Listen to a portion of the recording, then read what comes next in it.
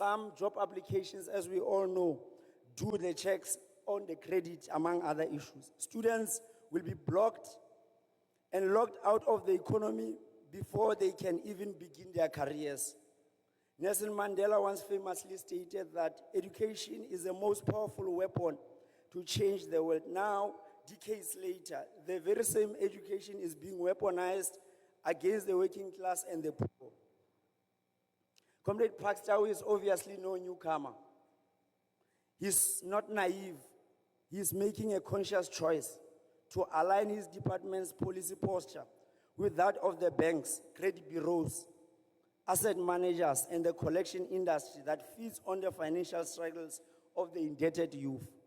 This is a neoliberal barbarism backed by a so-called government of national unity. Therefore, as the Young Communist League, as you all know, we have correctly defined this thing as a government of neoliberal unity, and we are still consistent.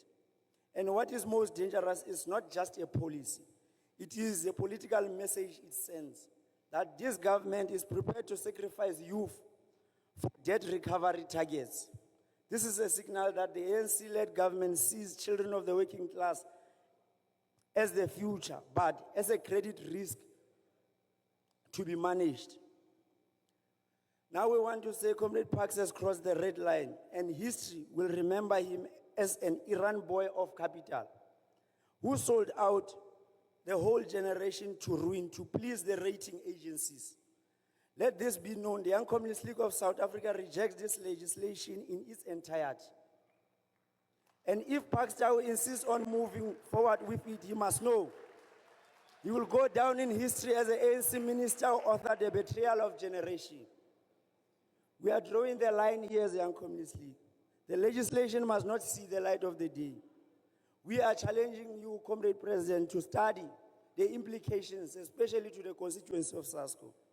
To the state, we say they must try the youth of this country. To the movement, we are saying they must choose a side. And to our comrades in SASCO, this is your moment of confrontation. Do not dare hesitate. This is monumental. The aspirations of a generation hang in a balance. In this moment of crisis, SASCO cannot be reduced to hosting concerts, printing T-shirts. Neutrality is indeed a myth. SASCO must be a combat organization, a training ground for future communists and militants. This requires a sharpened ideological clarity, Comrade President. SASCO is not a progressive NGO or a technocratic advisory board. It is by declaration and practice a Marxist-Leninist student movement. This is what allows us to see connections between accommodation crisis, NSFAS collapse, and credit bureau legislation, not as isolated issues, but as interconnected expressions of capitalist power.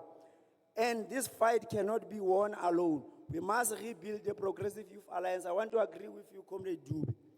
Comrades, the Progressive Youth Alliance was never designed to be an electioneering mascot to impress senior leaders. The Progressive Youth Alliance is not a photo opportunity. It is a revolutionary front of the working class youth, forged in struggle, tempered in the heart of the battle, and rooted in the common ideological past. It is a front that carries a legacy of Solomon Mahlangu, Ruth First, Vuisile Mini, Unkgopotso, and Mbuyiselo Ngwende. Not just in name, but in program, politics, and in posture. The youth are watching us. They are looking for reason to believe. If we fail to rise to this challenge, we will be replaced by raw, directionless anger of betrayed generation. In conclusion, comrades, SASCO at 34 is a time to sharpen our weapons, clarify lines, and intensify the struggle. We reaffirm our bond, a revolutionary bond with the South African student, that they must know that in the Young Communist League, they do have a reliable ally. With every frontline axis of youth resistance. We are with you, comrades, in every residence, every lecture hall, every street ahead. Let us march forward together. Let us mobilize, organize, and radicalize the youth for socialism in this country. Amandla, away to